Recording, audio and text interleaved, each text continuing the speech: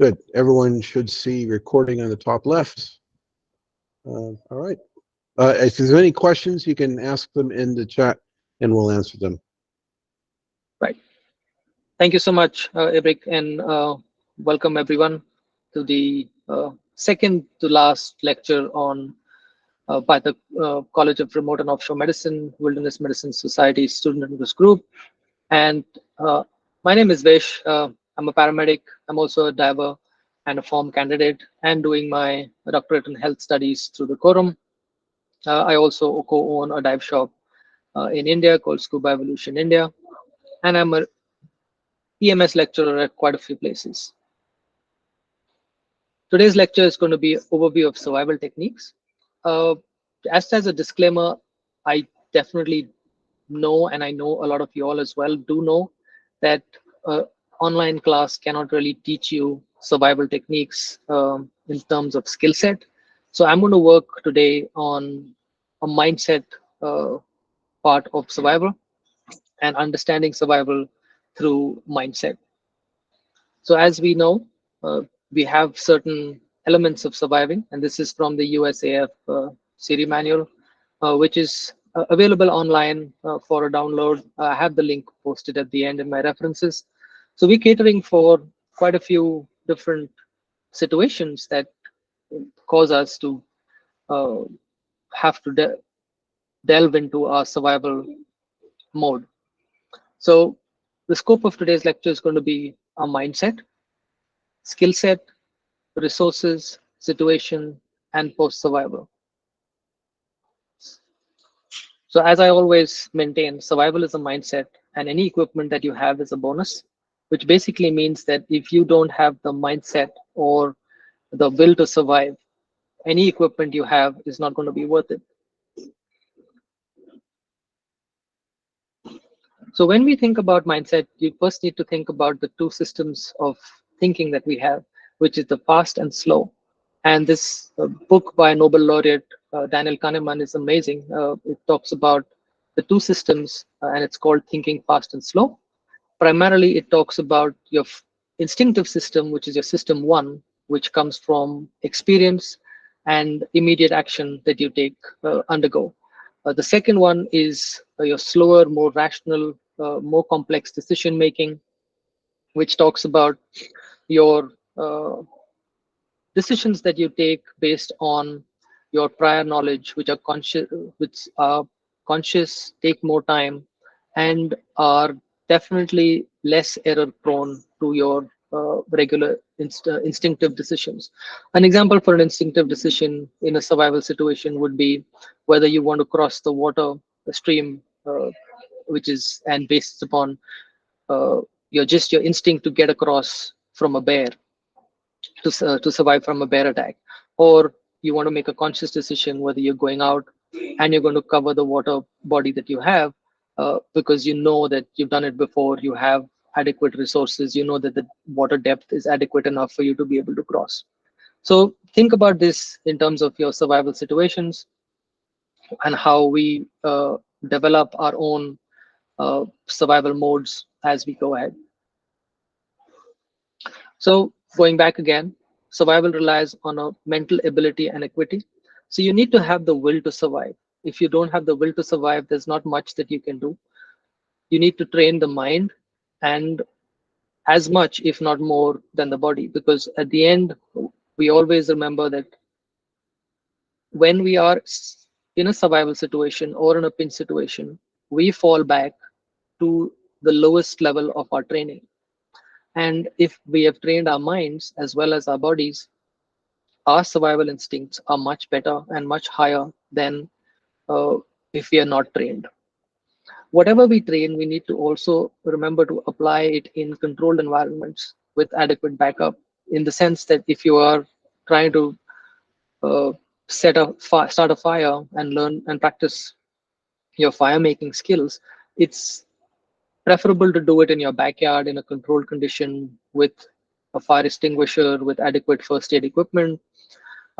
Maybe when you're starting a barbecue, just use basic equipment that you would use in the wilderness, and knowing that you can use it and practice it well enough that you can do it in the wild when you don't have adequate backup or you don't have uh, adequate safety. And that again comes to fine tuning the basics.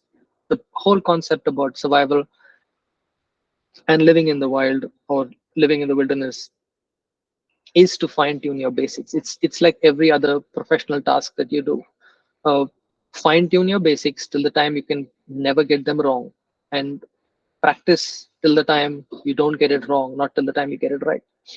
Pay heed to Dunning-Kruger. With one of the key things we don't know is what we don't know. So keep practicing, keep developing what you need to do, and improve your skills. Now, your mindset comes from experience and knowledge.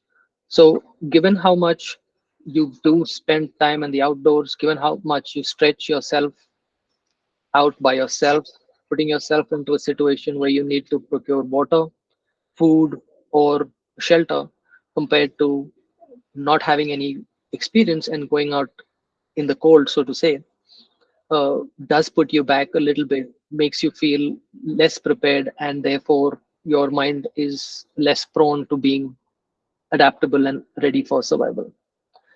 Reading up on prior experiences and prior survival situations is a great uh, positive. It aids you to understand how people's minds have worked and what has worked for them.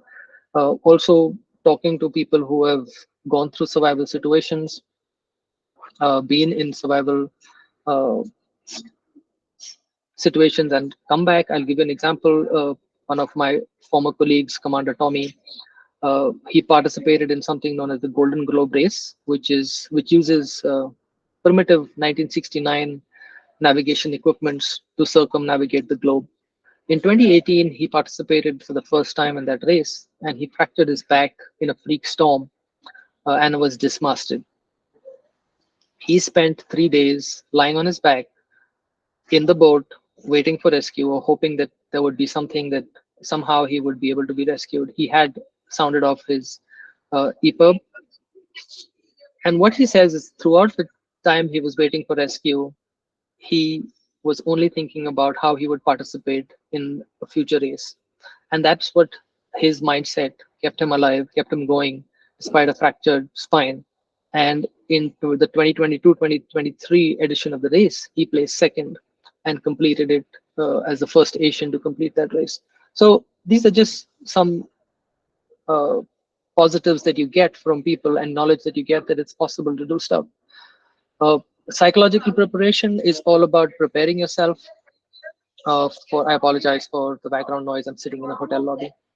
Psychological preparation is making sure that you are aware of your surroundings and knowing that what you're going to do, being aware of the psychological deprivation, sound deprivation, light deprivation, sensory deprivation that might take place depending upon where you are.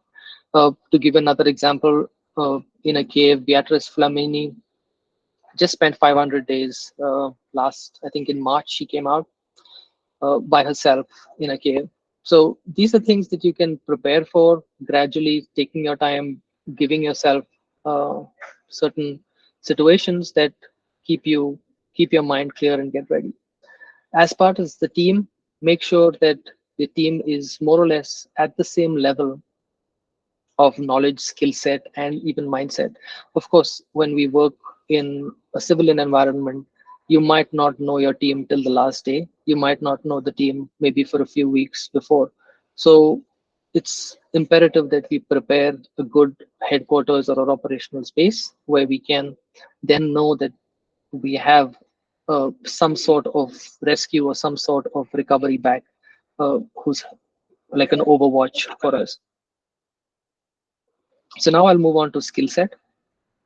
And skills like muscles diminish if not regularly trained. And we know this from uh, our medical training that if you do not continue with your skills, uh, you kind of fall off and are unable to provide good care. Now, one of the key things is environment. And when you look at on the red side of the screen, I've listed quite a few environments. And the main thing here is to look at the fact that you need to understand it. Each environment is different. So the shelter, the water procurement, fire, food, threats, and hygiene in each environment is going to be different. But at the same time, they're common in the sense that every environment needs certain elements of skill to be able for you to survive and thrive.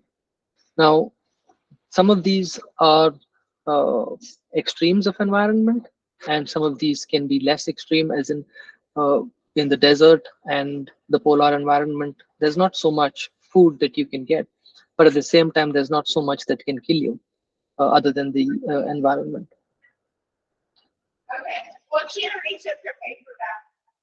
Now, when we talk about further in environments, you have hostile environments, and I'm not going to cover conflict here because this is it's a little bit beyond this lecture. But think about the weather. Think about your planning for a conflict situation when you if you go on a trip. Think about reading up on various bulletins that you have. Think about the weather bulletins. There are often Global Rescue offers a whole bulletin on uh, travel and weather. Also, when you if you are exploring where you have no idea of what kind of situation you're going into, you still have the option of making sure that you get some kind of knowledge from the local environment or people around, or even just geophysical knowledge that helps you prepare for what you want to do. Your One of the key things in your skill set is your own personal health and physical condition. A lot of times we think that we'll be able to wing it because we've been in that environment some time ago, and being in that environment some time ago is no excuse to be unfit. uh, we you How do I say it, you it's upon you to be healthy and in peak physical condition before you go into any environment that you might think requires survival. And the two benign environments which I've written down over here, which is hiking and travel, can turn hostile depending upon the environment, depending upon your lack of preparation, lack of knowledge, and lack of planning. Even a simple trail bike ride can go, or if you do not have an adequate first aid kit and you have a fall and injure yourself. So now we go on to specific skill set towards activities. So you definitely need to be prepared at all times to be wet, cold, and miserable, because at any time the weather can change, especially with today's climate change and the way the climate is increasing heat, sudden rain last night. I'm in New Mexico right now, and we had temperatures of about 40, 42 outside, and then suddenly by evening we had a thunder shower with lightning in the open. So flash floods clearly available for anybody who wanted them. So being prepared for exposure protection, a simple thing like a poncho can be created from a garbage bag. It's also good to carry it as a shelter. You can use it to cover your equipment. Specific skills like water procurement, specific skills going towards fire, creating fire, having adequate knowledge of plants, being able to create ropes and uh, fishing lines and fishing lures with plant fabric and plant fiber is all skills, and which is why I've placed it on the side. We have different levels of skill set. You can be a student, you can be an expeditionary level practitioner, and similarly, your health and fitness equipment. Again, depending upon how good you are and what your skill set is, your equipment can be just yourself, and you keep sourcing equipment, keep sourcing survival material as you go ahead from the environment that you are. If you are a student or a basic or intermediate level practitioner, I would suggest carrying out whatever you need. Again, health and fitness, there can be no compromise on your health and fitness when you're in the wilderness. Uh, Prepare to be at an advanced or expeditionary level of fitness. Nutrition is something which we kind of think that it's pretty normal. We're in a city, we can go out, we can get food. Once you're in the wilderness for a longer period of time, even remember that even if you do get lost and you manage to reach back to your city or state after a particular time, it just might be a holiday, it might be nighttime where you do not get any food or any store might be open. So keep in mind that you need to pack in at least a couple of emergency meals, emergency rations, high calorie food. Uh, procurement, food procurement is absolutely one of your key skill sets.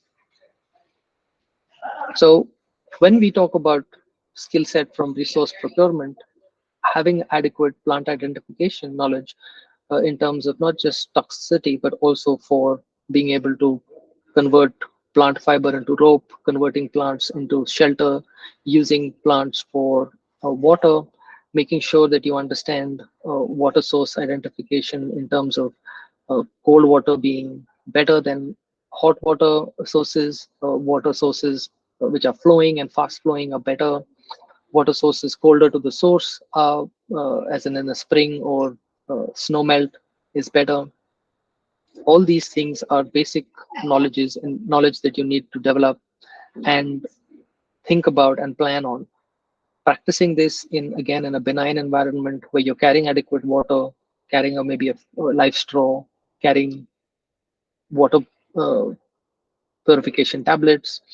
One of the things which I like to talk about is using potassium permanganate as both a water and fire source, because if you have simple sugar and potassium permanganate, you can start a fire. If you have potassium permanganate, you can use it to purify water. You can use it as a tincture to clean wounds. You can use it against, uh, and you can use it as an antifungal.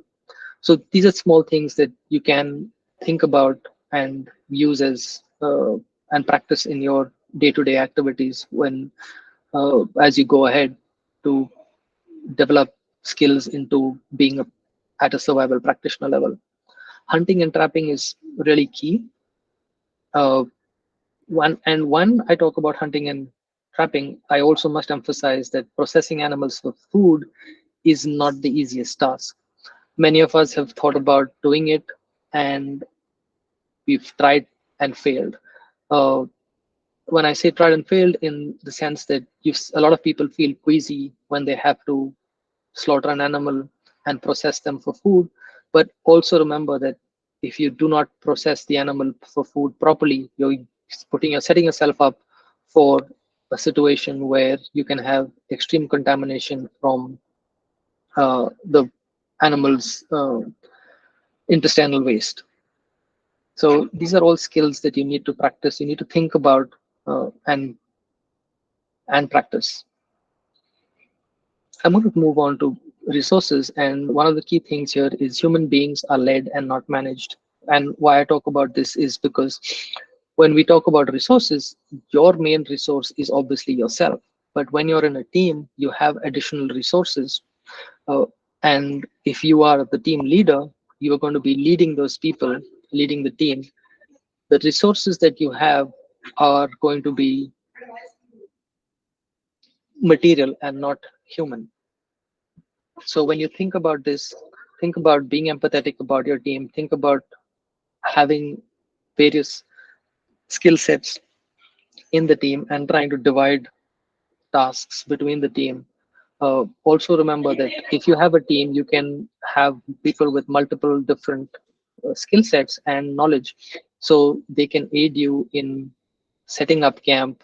They can aid you in maybe keeping camp, cooking, hygiene, sanitation, uh, food procurement, environmental knowledge, and so on and so forth. Also, as a team, you can break down resources and carry them separately. Like in most cases, everybody has an own individual first aid kit. Now, as the team medic, you can also distribute your medical kit amongst the team so as to not have to carry your own kit plus a whole medical kit, which obviously is going to help not just you but the whole team. So these are small things which you can do and manage and lead the team in a way that it's not going to create friction. Now, when you talk about resources again, you need to manage your natural resources, make sure that you understand which side is the leeward or which side is the windward side. how a gully or what would you call it, a stream flows, and which direction is the way to get out. Simple things like the natural weather and location can give you uh, a key to navigation and exiting your survival situation.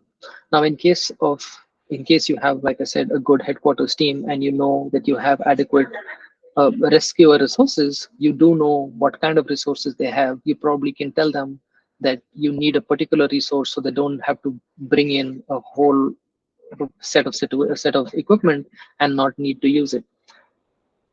You can also warn rescuers of certain situations where they might want to send in a small team to prevent damage to a larger team or a larger asset that they have. Again, for your self resources, remember your mindset is key. Having a positive mindset and having a mindset that can assist you be to go through the survival situation is key. Any injury that you have, which is a physical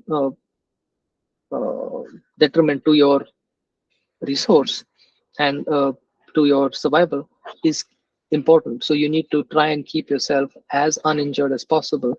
And if you do have an injury, try to develop a system where you know how you can work through this physical ailment or through this physical lack of resource, which again comes through knowledge. I had a colleague who used to shave his face every morning with his left hand, and once I asked him why, because he was right-handed, and he told me that he was just practicing in case he would have a fracture or lose his right hand in any kind of situation. uh, Oftentimes you have special forces teams and special shooters train to use weapons with both hands and have and don't have one particular, what should I say, shooting eye for when you aim as well. So just small things that you keep practicing on your skill set, keep keeping your training currency.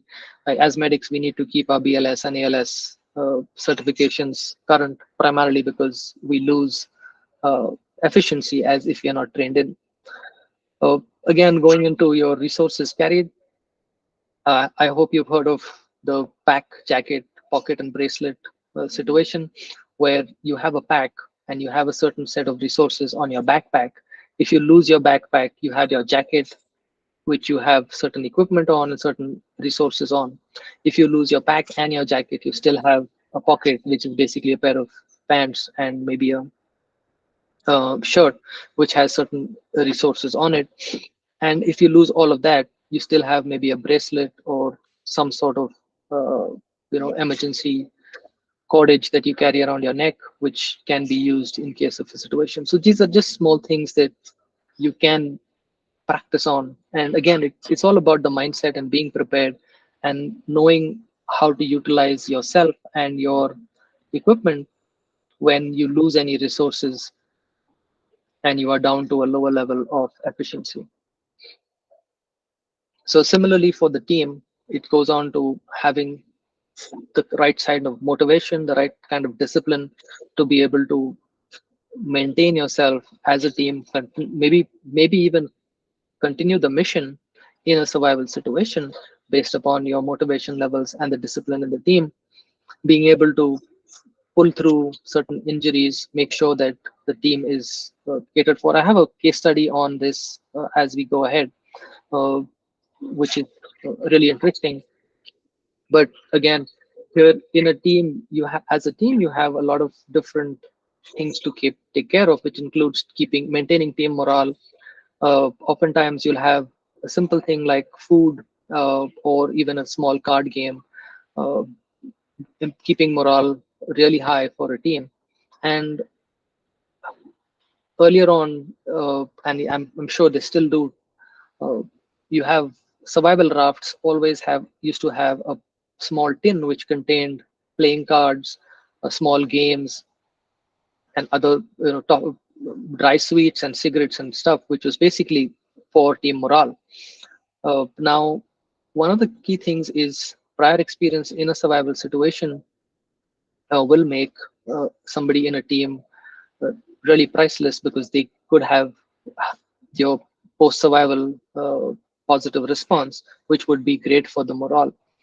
Also, again, skill set in a team is key. So having the right knowledge, the right skill set in a team, matching everybody matching their knowledge, skill, physical fitness, and training currency in a team is important. So choosing a team is also choosing your team, choosing your team members, choosing your the the one who's going to actually run your rescue in case you have a survival situation is also key.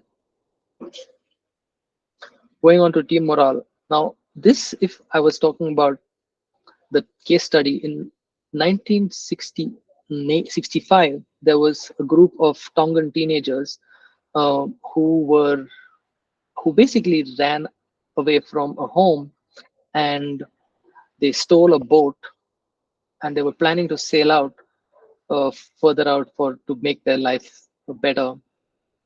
Now they got marooned on an island and had were there for 15 months. Now during this period, one of them, the senior guy Mano, actually had a fracture, and he broke his. They don't say which part, but he broke his leg, and the group nursed him and set his leg. And as you can see, the image here is of them after being rescued, almost immediately after being rescued. And this is how they looked, cheerful and happy without, of course, the clothing is from the rescuers. But you can see that none of them have any ill effects of being uh, on the island for 15 months by themselves. So they actually set up a very nice system where, in case they got into a conflict or a fight, they would set apart the fighters or the conflicting parties on two separate parts of the island, so that there would be no interaction, and wait it out for about the end of the day and then bring them back together.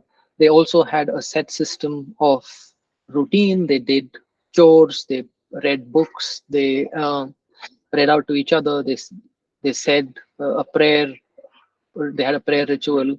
They grew fruit and food on the island. They also survived by catching seabirds. They set up their own gym. So this was a survival situation of these young boys, and they not just survived, they thrived in this situation. There's a documentary as well. I've attached the link to the documentary. Uh, and so these are the boys, 6 of them.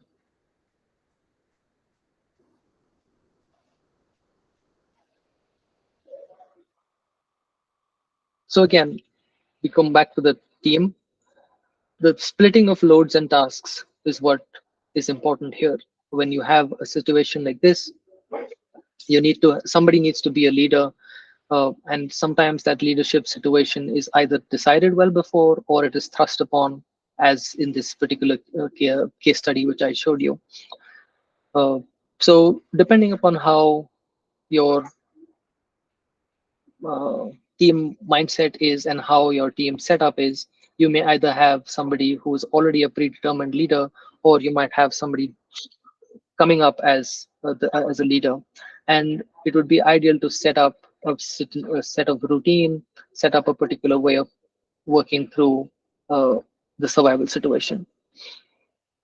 Now, when we talk about our resources, again, going back and forth a little bit, but when you talk about your natural resources that you have, which are available to you, is your water, shelter, food, medicine, and rescue. Now, a good knowledge of how to procure water, what plant material, what geological feature to use for wind and rain breaks is key for your water and shelter. We do know the rule of threes, which we hear about 3 minutes for air, uh, 3 hours for shelter, 3 days of water, and 3 weeks for food.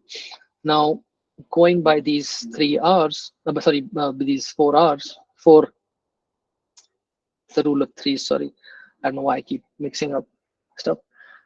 And think about how you can use natural material, food, and plant material for medicine as well.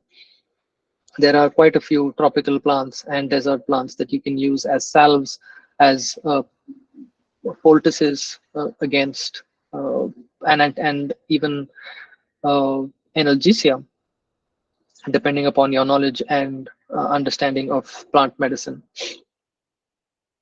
Comfort in nutrition is really key. We hear about astronauts being asked to take comfort food and some of their favorite foods. I know of my wife has been to Antarctica, and she was told before leaving that to carry some amount of comfort food or snacks that they would like to have in a situation, because when you're out there in the field, it's almost like a survival situation. Oftentimes, you, depending upon your mission or depending upon your planned survival planned situation, you may have certain caches where you would have already planted and cached certain food, water, medicine, or maybe even weapons or material equipment, which you could use at a later point in a survival situation. So it all depends upon what kind of situation you are in and how you have set up your system. But the main aspect here is being able to think about having your knowledge and using your mindset towards survival. So, coming to situations, and situations are what we make of them, because we have various situations that can create survival situations. And this is again from the USAF survival, escape, and evasion manual. So one of the things about situational awareness is something called OODA, which is the Observe, Orient, Decide, and Act, or OODA loop, which is created by a Colonel John Boyd from the US Air Force.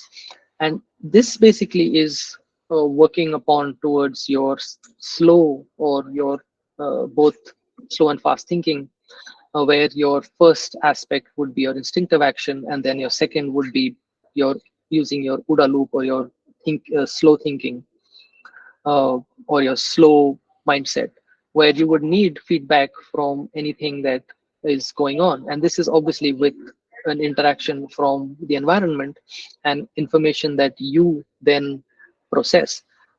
Mika Ainsley has a great paper on situational awareness, and I think it's one of the most important papers that's out there on situational awareness in a dynamic situation. Extremely important for us to read about situational awareness and know about our own uh, processes of situational awareness and how we process information. So one of the other things is to do a risk benefit analysis.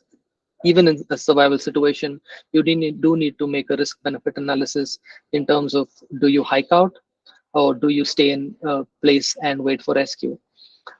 Things like avoiding certain situations will avoid worsening outcomes in survival situations, or maybe even uh, avoidance in certain situations can create a safer situation than a survival situation. Understanding the concept of time is important in a survival situation, especially if you want to maintain a routine and maintain a particular set of a healthy mindset whilst in a survival situation, because both comfort and apathy are two systems where can lose our survival instinct and lose our edge. If we get too comfortable in a situation, we might not feel like surviving, and forget that we're in a survival situation. And if we are too apathetic about our situation, we might just not want to survive anymore. One of the key things in our as survivalists and medics and as wilderness experts is to understand that mental health is key in survival, and at times we have to delve into ourselves to be able to find slight discomfort or slight uh, discomfort in our comfort as well to be able to survive. This is just a quote from Destiny's Child, which I really liked. So this is post survival now. When we come back from a survival situation, there is often survivor guilt. Uh, there's quite a bit of negative, and this is the first slide which I'm talking about negative aspects of post survival. The next one will be on slightly positive aspects. So you feel a lack of initiative. You feel that there's a feeling of unworthiness that has been spoken about by people. There's also a huge loss of connection from prior life and events, especially even in PTSD. People come back from certain situations, and it's uh, pretty hard for them to get back to their prior life. There's also disorientation because you've been in a situation, sometimes isolated and by yourself, and all of a sudden you are with a whole group of people, some of your well-wishers trying to be connecting with you again. And also there's an increased risk of risky behavior because people feel that they've survived one situation, they can survive anything else. Now, post-survival also has positive feelings and positive outcomes, feelings of euphoria, feelings of being able to be having a deeper bond with all of those involved, especially if you were in a group situation. People also become risk averse and plan better. There's also increased self-esteem. There's understanding and feeling of resilience. There's also a feeling of carpe diem or seizing the day and not wanting to waste any time that you have. So when we talk about post-survival and the syndromes that we have, they're both maladaptive and positively adaptive. So we need to think about and understand how our body will react to post-survival situations. It's also good to have uh, a good talk about your survival, maybe speak to prior people who have gone through the same situation, maybe talk to a therapist about it, maybe talk to your team, and maybe do an analysis of what went well, what didn't, and what could have been better, because you never know when you might be faced again. So to summarize, we have to have a survival mindset. And so in a survival situation, you want to stay active within reason. And when I say within reason, because you don't want to lose energy, you don't want to burn up energy. You want to maintain your area, you want to be prepared for rescue or exit, and make sure that you have a clean space for yourself. Incorporate a fun activity, maybe playing cards, maybe just have a reading session if you're with people. If you're alone by yourself, try and maybe do some carving, do some fun stuff. Depression is the key that definitely can cause you to not survive and lose your survival instinct. So it's important for us to make sure that we are not falling into the uh, realm of depression, and if we are, to pull ourselves out and try and make the best of what we can, because this is not something which we may have control over, but over time and with practice and knowledge, we may be able to see the symptoms and avoid them, or maybe see the symptoms and correct for them as early as possible. And if you're in a long-term survival situation, try and make it a home, try and make it more comfortable. You've heard about the 13 boys who were rescued from the cave, and how they developed meditation, how they did chores, how they did their own uh, little way of taking care of each other that allowed them to survive in that situation. And similar to the Tongan teenagers in 1965. So these are my references. I'm just going to leave this screen up for you all to maybe take a image of it and maybe screenshot. The YouTube link at the bottom is the link for the Tongan teenagers, and the publication from AFH 10-644 is the USAF series manual. Any questions? I can now start taking them.